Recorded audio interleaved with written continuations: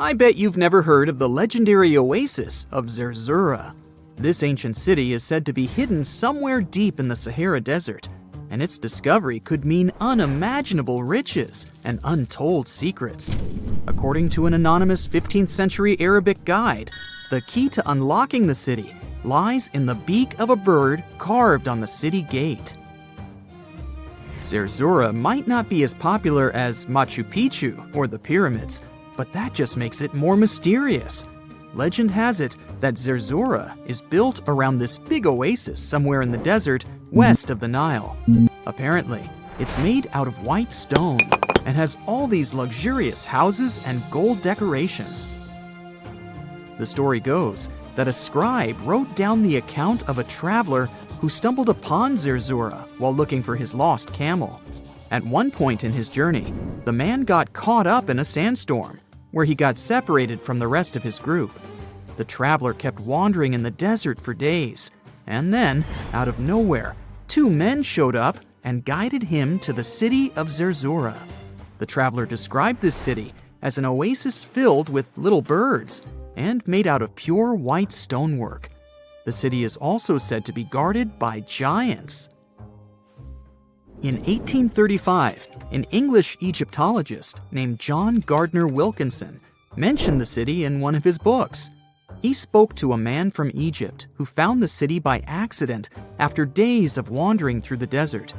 He mentioned some ruins, unusual stonework, and a large oasis surrounded by palm trees. The man even gave some instructions on how the city could be found, indicating that it might be in the western desert of Egypt. But here's the kicker. Even though a group of explorers went out to find Zerzura, they didn't succeed. At the same time, they did stumble upon a bunch of previously unknown oases. In the early 1900s, numerous expeditions were sent to find the city, including one with a fleet of Ford Model A trucks. But, alas, none were successful. Others say Zerzura did exist at one point, but not anymore. It's possible it was swallowed by the desert. It's believed that back in the day, the Sahara Desert was actually green. Scientists even found traces of ancient rivers that flowed through the area 100,000 years ago, creating green corridors across the desert. But Zerzura might have never been real to begin with. Maybe it only existed in the minds of people, a figment of their imagination as they were struggling in the African desert. For thousands of years, people have been obsessed with the hunt for another lost city, Atlantis. But if this place really existed, where on Earth, or under the sea, could it be? According to Plato, Atlantis was an actual place, and it was supposedly located somewhere in the Atlantic Ocean, near the Strait of Gibraltar. But how did this mythical city become synonymous with a perfect, paradise-like society? Well, you can thank Ignatius Donnelly for that. The American writer published a book in 1882 where he outlined 13 hypotheses about the existence of Atlantis. Donnelly truly believed that this lost city was where ancient humans lived in peace and joy for centuries. Donnelly even thought that Atlantis was the original source of many ancient civilizations around the world. And if we just followed Plato's clues, we could totally find Atlantis. Sounds like a treasure hunt, right? What inspired Donnelly to go on this quest in the first place, you might ask? Apparently, an amateur archaeologist discovered the city of Troy, using Homer's The Iliad as a guide. Well, if Troy was real, then why not Atlantis? Back in the day, some people believed that America was the legendary Atlantis. Columbus really stirred up some excitement when he brought back news about the New World to Europe. But the real hunt for Atlantis didn't really start until the 20th and 21st centuries. Some people tried to connect the dots between a volcanic eruption on the island of Santorini and the destruction of Minoan settlements. But in 2018, a team of investigators claimed they had nailed it, announcing they had discovered concrete proof that Atlantis had existed. What was their evidence, you ask? A series of mysterious circles in a national park in Spain. But the circles turned out to be nothing more than experimental ponds for studying zooplankton. Let's face it, there's no real evidence that Plato's lost city of Atlantis actually existed. But it doesn't make searching for it any less exciting, does it? The Fountain of Youth isn't a lost city per se, but it is another mythical location that many have claimed to have stumbled upon over the years. Long ago, people were obsessed with the idea of living forever, or at least extending their lives as much as possible. Each culture had its own wild story, like the Greeks talking about a magic fountain that let people live longer, or Alexander the Great finding a river of paradise that could heal the wounded.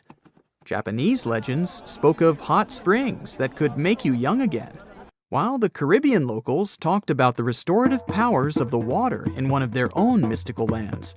Explorers searched far and wide for these magical waters, but nothing. Probably the most famous of all was the story of the Spanish explorer Juan Ponce de Leon, who thought he'd found it in Florida. Now, Ponce de Leon was quite a character. He sailed with Columbus and became an important figure in the area now known as the Dominican Republic. He found gold in Puerto Rico and even became the island's administrator. But when the ruler of Spain decided to replace him in his duties, he got upset and decided to explore Florida, looking for gold and the elusive Fountain of Youth. He explored the Bahamas, but sadly, he didn't find any gold or magic water. He did, however, make his way to Florida. He explored the coast and even discovered the Gulf Stream. Unfortunately, his last expedition didn't go well, and he was wounded. But the legend of him searching for the Fountain of Youth lived on. Even though historians don't think he was really looking for the Fountain of Youth, thousands of people visit the Fountain of Youth Archaeological Park every year to try the sulfur-smelling water. It's the oldest attraction in Florida, which has been around since the 17th century. Some say the water has unusual properties, but I'll leave that up to you to decide after you visit this place. Norse mythology has its own mysterious land called Tuli. It's said to be somewhere between Scandinavia and Iceland, where the sun barely shines and the cold bites hard. The folks there survive on a diet of millet, herbs, fruits, and roots, washed down with a grain and honey brew. As for its exact location, scholars can't seem to agree on it to this day. The legendary ancient Greek explorer Pytheas was said to be the first to stumble upon Tuli during his quest for tin mines. He sailed his way up north, passing by Scotland, and after 6 long days of sailing, he reached Tuli. The people there, according to Pytheas, were quite primitive, but that's no surprise since they were just simple farmers living off the land. They showed Pytheas where the sun set on the shortest day of the year. They also told him that in winter, the sun never rose at all, and in summer, there was no night. For many years, historians have been debating the true identity of this mythical land of Tuli. Some say it's Iceland, while others claim it's Norway. A little bit of progress has been made recently with the help of a team of researchers. If their findings are correct, Tuli might be the elusive island of Smola. That's farther south than any of the Norwegian islands that were on the list of contenders. It may be too soon to celebrate, but it does look like Tuli has finally been found. So, imagine you're 15 and you get bored of playing video games. Instead, to pass the time, you decide to give some attention to an old hobby of yours, tracking down lost Mayan cities.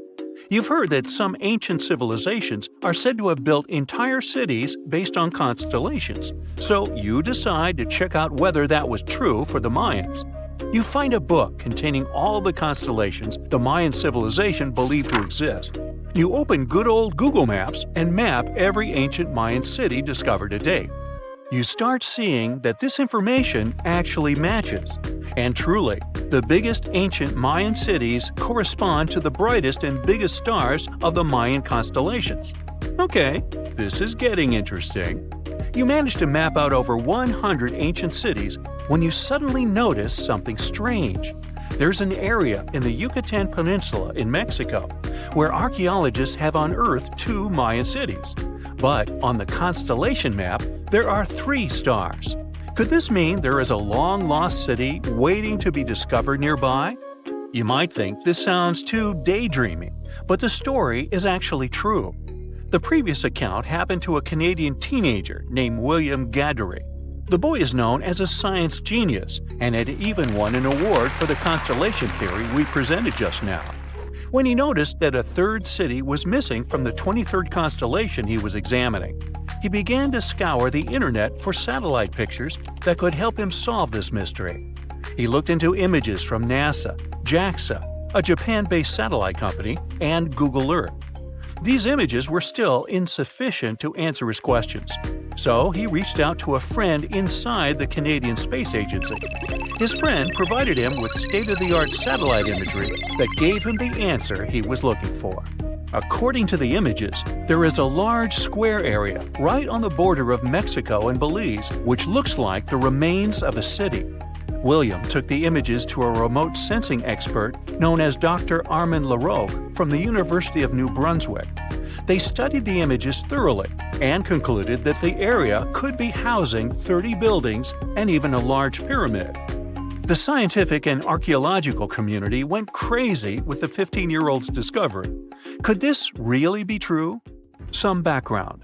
Lost Mayan cities began to be unearthed in the mid-20th century. Since then, ruins from cities such as Tikal, Palenque, and Uxmal have been rediscovered. The Mayans were one of the biggest pre-Columbian civilizations living in the Americas. They began to settle in the area as early as 1500 BCE. Experts believe that, at its height, the Mayan civilization consisted of over 40 cities with a population of millions of people. That's a crowd. And their cities were pretty interesting. Their civilization spanned over Mexico's Yucatan Peninsula, Guatemala, and Belize. They survived mainly on agriculture, so they developed a complex irrigation system in most of their cities. They built a series of ceremonial buildings, pyramids, plazas, and even courts for ball games. The Mayans were keen pyramid builders, but they also developed an advanced astronomical system. With whatever ancient technology they had, they were able to predict the exact location of planets, such as Venus and Mars, and they were able to predict the exact dates of eclipses. That's why the methodology William used to discover this long-lost Mayan city was unusual, but not completely surreal. The Mayans were keen astronomers, so it wouldn't be too strange that they built their major architectural feats in relation to the sky, would it? And they wouldn't be the first ones to be doing so. There is a famous fringe of Egyptology dedicated to studying how the Giza pyramids were built in perfect alignment with the Orion constellation, meaning that each pyramid was purposely built to align with one of the major stars of Orion's belt. According to William, he first had the idea to look at the Mayan constellations because he couldn't understand why the Mayans built their cities where they built them. Most major cities, such as Chichen Itza and Uxmal, aren't near any rivers or significant bodies of water. Instead, they're built on marginal lands and on top of mountains, which confused the 15-year-old. His next thought was that it might have something to do with astronomy. William named the new city he discovered Mouth of Fire, which is also my nickname, and he even won a merit award for his hard work. However, his theory was very much contested inside the archaeological community, and many Mayan experts worked to debunk William's findings. Some archaeologists say that constellation theories are too unscientific. Anthony Aveni, a renowned anthropologist and astronomer, referred to William's methodology as an act of creative imagination. He explained that there is no way to be sure what the Mayan constellations really were. It's all just hypothetical. Another debunking of William's findings came from Mayanist David Stewart, who said that the object identified on the satellite imagery is nothing but an old cornfield. His claim was supported by an expedition that took place near the area in 2021, when the archaeologists present reported there was nothing at all in this area. Still, a 15-year-old boy almost found a long-lost Mayan city, which is pretty exciting if you ask me. Similar techniques as those used by William are actually being used to unearth lost civilizations all over the world. According to space archaeologist Sarah Parquet, satellite imagery has been a key player in discovering ancient cities in Egypt and other places. Sarah herself spends most of her days scouring images for any sign of where there could have been cities long ago. What happens, she says, is that any time you have something buried, it's going to be covered either by vegetation, soil or sand, or some other modern construction on top of it. In order to assess whether there is something hidden under large canopies of vegetation or not, she uses infrared technology, for instance. A major recent discovery in Brazil was done in a similar way. Satellite imagery detected a network of trenches dating back to 200 to 1200 CE. These suggest settlements that could have supported around 60,000 people. But in this case, the satellite imagery did indeed correspond to what was on the ground. Researchers from the University of Florida found several mounds that were accompanied by ditches and geoglyphs. Archaeologists also found remnants of carefully designed walls, centered around plazas, much like the type of construction done by the ancient Mayans. Advances in satellite tech have also shed new light on long-discovered ancient Mayan cities, such as Tikal. Located in the heart of the Guatemalan jungle, Tikal is believed to have been the capital of the ancient Mayan Empire. At its height, it was comparable in importance to cities such as London or New York in today's world. It was composed of a series of complex monuments, many of them believed to have been the resting places of kings and chiefs. Tikal is already known to have been big, but recent discoveries show it could have been even 3 times larger than what scientists originally believed. The main discovery revolves around a fortification on the outskirts of the city, indicating how far the original city stretched. And new discoveries still take place. In 2017, researchers also unearthed new clues regarding the potential causes of the decline of the Mayan civilization. Using data from a site in Sewell, located 62 miles southwest of Tikal, scientists analyzed radiocarbon data from ceramics and archaeological excavations to extract new information about the sudden demise of this great civilization. The information shows that, instead of a sudden collapse, the Mayans most likely collapsed in waves of social instability and political crises. These events are believed to have deteriorated Mayan city centers and began causing the dispersion of the Mayan population. Wow, it seems like it's a prime time to uncover ancient ruins. What do you say? Will you give it a try as well? You are lost deep within the jungle in the Yucatan Peninsula in Mexico. There are strange noises all around you, and to make it worse, the sun is setting. Soon, you'll be alone in the middle of an unknown rainforest. Guess it was a pretty bad idea to come looking for El Dorado on your own, wasn't it? You keep walking as fast as you can when suddenly, wait! What's this you're seeing? It looks like large stairways made out of stone. This definitely doesn't look natural, so you take a picture. Maybe you didn't strike gold, but you might have just found something relevant. Congratulations! You found Akamtun, a long-lost Mayan city, hidden 37 miles into the jungle. The name literally translates to stone column. Stone was probably in at the time, so these guys used a lot of it to build their pyramids, houses, and even ball courts. If you ever thought that Europeans invented ball games, think twice. Mayans love to play ball games for recreational purposes. Akamtun is part of a series of other long-lost Mayan cities that are being discovered with the help of new technology nowadays. We'll talk more about the other ones in a jiffy. Perhaps the biggest surprise of this one is that it was surrounded by wetlands, which is why the city was built on high ground. The city was monumental, covering an area of over 120 acres. That would be as big as 90 football fields right next to each other. Scientists have found proof that Akamtun had pyramids of up to 49 feet high, and that it was likely an important social hub between 250 and 1000 CE. This is definitely a game changer. But lost Mayan cities began to be unearthed in the 19th century. Modern technologies, such as LiDAR imaging, help archaeologists see through dense canopies of the forests. This means that people don't really have to risk getting lost in the tropical jungle like you did at the beginning of this video. LiDAR works sort of like an X-ray. It sends out laser beams that can detect any signs of ruins or ancient constructions. According to space archaeologist Sarah Parchak, satellite imagery has been a key player in discovering ancient cities in South America, Egypt, and other places. Sarah herself spends most of her days scouring images for any signs of where there could have been cities long ago. She says that more often than not, what happens is that ruins are covered by vegetation, soil, or sand, which makes them super tricky to find. But thanks to these awesome tools, scientists also made the huge discovery of ancient Mayan causeways, which spread throughout old Mayan territories. I mean, take a look at these roadways. You'd expect to see ruins like this in places such as Portugal, England, or the United States. I'm talking about 130 feet wide roads painted white to help travelers journey through the nighttime.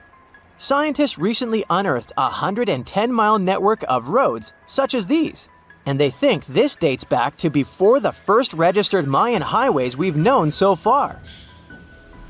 These roadways, which sometimes ran over the swampy ground and were even elevated at times, are being called the world's first superhighways. Even if there is no registry of animal-powered vehicles, it's believed that the Maya used them to travel around a network of possible 964 settlements.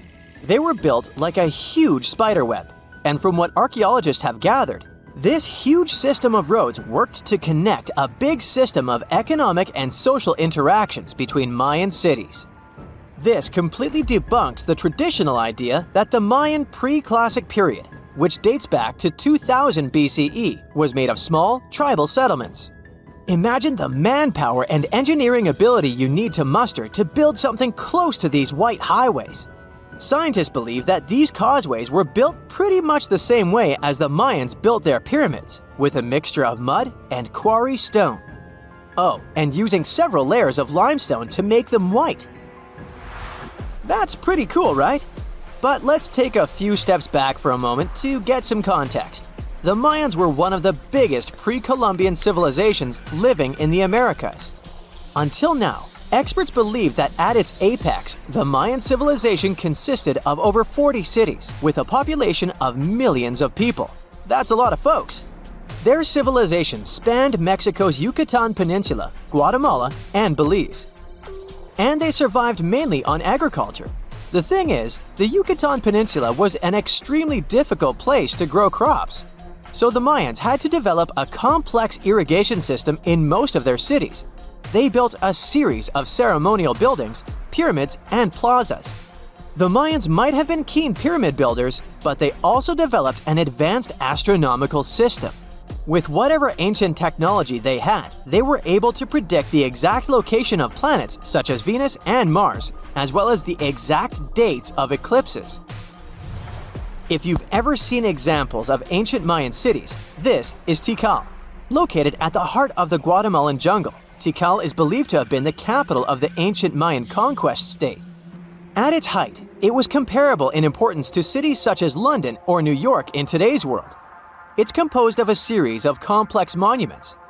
The North Acropolis is one of Tikal's most ancient complexes of monuments. Built solely by human hands around 350 BCE, it served as the resting place of kings and chiefs. Its monuments are up to 200 feet high. Back in the day, the step pyramid temples were painted a beautiful red. Mayans loved that color. Today, of course, you'll only see the limestone. Then there's Chichen Itza. It's got one of the best preserved pyramids on Earth to date. Located in Mexico's Yucatan state, this Mayan city is well over 1,500 years old. At its peak, it was home to 35,000 people. The site covers 4 square miles of land. The highlight is El Castillo, a tremendous step-like temple standing 80 feet above ground. Its most peculiar feature is that it has 91 steps up each of its 4 sides. including the upper platform, which makes for 365 steps, the same number of days as the solar year. You can see that these folks were a pretty big deal, huh? That's why nobody can really understand what happened to them. There's a big lack of evidence on the decline of this almighty empire. What could have been the cause of their demise? Was it a drought? New research in 2017 did bring some new discoveries into the mix. Using data from a site at Ceibal, located at southwest of Tikal, scientists analyzed radiocarbon data from ceramics and archaeological excavations to extract new information about the unexpected demise of this great civilization. The information shows that instead of a sudden collapse, the Mayans most likely fell in waves of social instability and political crises. These events are believed to have deteriorated Mayan city centers and began causing the dispersion of the Mayan population. It's hard to pinpoint the exact causes, though. But hey, recent discoveries are shedding a big light on humanity's past. Not only about the Mayan Empire, but about other long-lost civilizations of South America. A major recent discovery in Brazil was done using satellite imaging technology and is also shocking scientists. Some images from near the Xingu River, also in the Amazon, suggest that cities of millions of people might have existed inside the jungle, way before our modern civilization ever existed. I mean, if this doesn't shock you, I don't know what will. Satellite imagery also detected a network of trenches dating back to 200 and 1200 CE in the Bolivian Amazon forest. These proofs suggest settlements that could have supported around 60,000 people right in the middle of the Amazon forest. When researchers from the University of Florida went on ground to check the satellite information, they were shocked to find several mounds that were accompanied by ditches and geoglyphs. Archaeologists also found remnants of carefully designed walls centered around plazas, much like the type of construction done by the ancient Mayans. Scientists found an entire city of Gyangola that was hidden beneath the dense jungles of Mexico for 600 years. It covers 360 hectares, had over 1,000 buildings, 2.5 miles of defensive walls, a network of internal roads, and a well-planned urban layout with temples and ball courts, and separate neighborhoods for the elites and commoners. For centuries, people believed there was just an abandoned fortress there, based on stories passed on from generation to generation. Until recently, there was no way to see how truly huge it was without spending years on the ground. But thanks to the new technology, a remote sensing tool called LiDAR, they got a 3D model of the area in just 2 hours from a plane. Gyangola was built between the years 1350 and 1521. It was a crucially important place for the Zapotec people, a group that had lived in the area since around 700 BCE. In Gyangola, families lived together in homes with big patios in the middle, surrounded by rooms. When families got bigger, they built more rooms and made their homes larger. The study found that both the leaders and regular people worked together to make the city better. Because Gyangola was surrounded by mountains, they used this land wisely and built their houses in a way that fit the slopes and let rainwater flow naturally. This helped keep their homes safe and strong. They were built so well that many of these buildings are still standing, even after hundreds of years. There are 2 pyramids in the center of the city. They may have been used as temples where the priests celebrated rites and ceremonies to their deities. The priests brought offerings to the altars, and the people assembled at the 2 squares that are now sunken. Then, there is also a palace with 64 rooms, some of them with circular columns on several sloped terraces. There are patios with many stairways all connected to each other. The sensing tool also found a round-shaped lookout point on a natural rock, where the Zapotec people could see their foes approaching from a distance. Researchers also noticed 2 circular structures that could have been used to watch the stars and measure time. They also found some tombs, so there was most definitely a city cemetery. By the end of the 1400s, the Zapotec people controlled a large territory on the Pacific coast and had successfully defended their land from the Aztecs, who were trying to take over more territory. They did the almost impossible and survived a 7-month-long siege at Gyangola. When they won this conflict and kept control of the southern part of Mesoamerica, the Zapotecs didn't need to live in Gyangola anymore. Staying in the mountains had its pros, but they needed fresh water and good farmland to grow food. The small city of Tehuantepec, just 12 miles away, had these conditions, so they moved there just before the Spanish arrived in 1521. Over time, Zatopek traditions started to fade, but their culture didn't disappear completely, and more than 300,000 Zapotec people still live in Oaxaca State in Mexico. They speak their own languages and keep their traditions alive. Creating the 3D model of the lost city is just the beginning of the research. Archaeologists hope that future studies of Gyangola will help us learn more about how the Zapotecs were organized, how they ruled their cities, and how they interacted with the Spanish when they arrived. They plan to study all 1,100 buildings found in the LiDAR scan, and it will take a few years. Instead of digging up the ruins, they will use special technology to scan the land and learn more about the city without damaging it. This same tech helped scientists find another massive ancient city that lay hidden beneath the thick green canopy of the Amazon forest. A whole network of houses, plazas, roads, and canals was hiding in the shadow of a mighty volcano. For centuries, many scientists assumed that ancient Amazonian people lived in tiny huts, clearing patches of land to survive.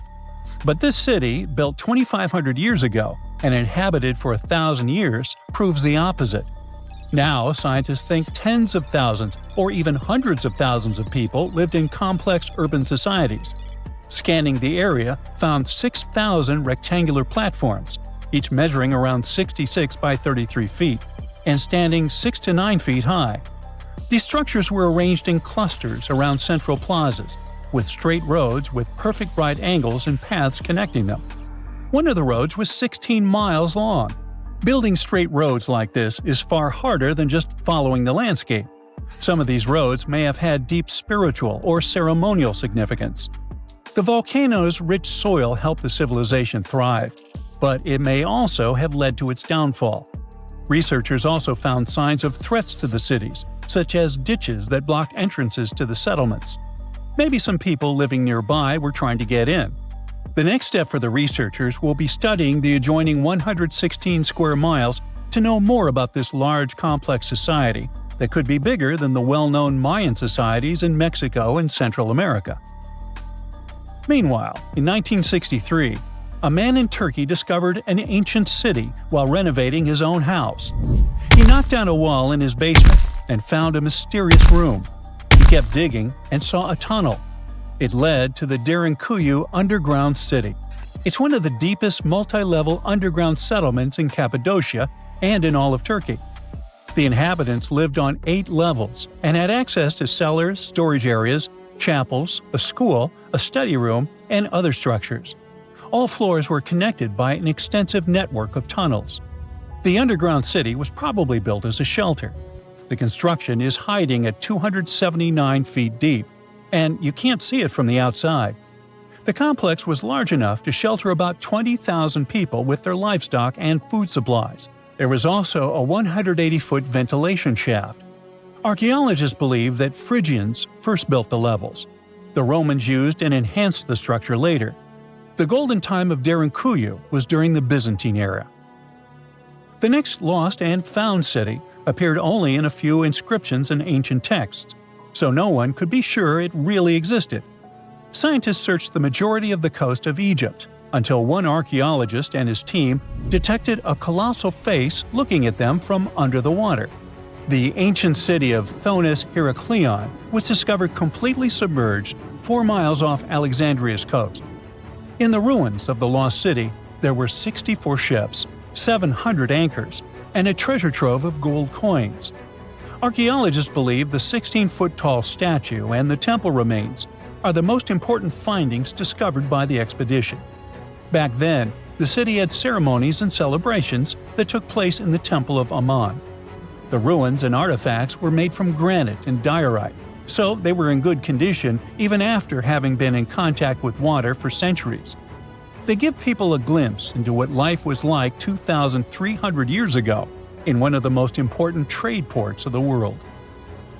The city had a network of canals, sort of like an ancient Egyptian Venice. The canals linked many separate harbors and anchorages. Towers, temples, houses, and other structures were also linked by bridges. Thonis-Heracleion was the country's main port for international trade and the collection of taxes. No one really knows how the city ended up submerged, but archaeologists connect it with natural causes.